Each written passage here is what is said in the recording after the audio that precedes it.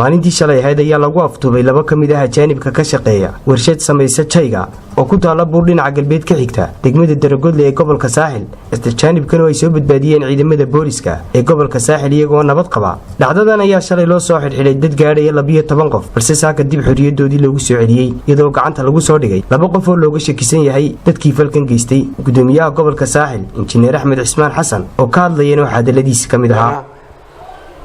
rabshadii maalinta dowladana ka dhacday nimankii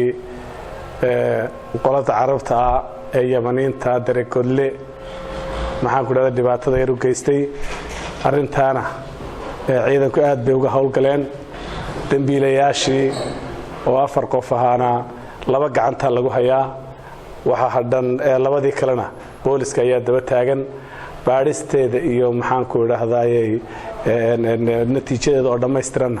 kulay booliska iyo laamaha hay'adaha baaraya ayaa soo saari doona.